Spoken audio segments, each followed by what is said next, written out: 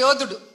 తిరుపతిలో ఆయన డిక్లేర్ చేసుకున్నాడు, నేను సనాతన యోధుణ్ణి, హిందువుల పక్కన నిలబడుతున్నా, హిందువులకు ఏదైనా జరిగితే నేను ఊరుకోను అన్నాం. అదే తిరుపతిలో ఈరోజు 6 మందిని మీ కూటమి ప్రభుత్వం చంపేసింది. దీనికి మీరు ఏం ప్రాయశ్చిత్తం చేస్తారు? చంద్రబాబు నాయుడుతో రాజీనామా చేయిస్తారా? మీరు బాధ్యత తీసుకొని రాజీనామా చేస్తారా? లేదా చైర్మన్ తో, టీటీడీ చైర్మన్ తో రాజీనామా చేయిస్తారా? హోంమంత్రితో రాజీనామా చేయిస్తారా? లేదా అందరూ కలిసి కట్టగట్టుకొని రాజీనామా చేస్తారా? మీ అందరి ఫెయిల్యూరే కదా ఇది. నిజమైన సనాతన యోధుడివైతే ఇప్పుడు రా, వచ్చి మీ ప్రభుత్వంలో ఎవరెవరి నిర్లక్ష్యం వల్ల ఇది జరిగిందో వారందరి మీద క్రిమినల్ కేసులు పెట్టించుకోండి.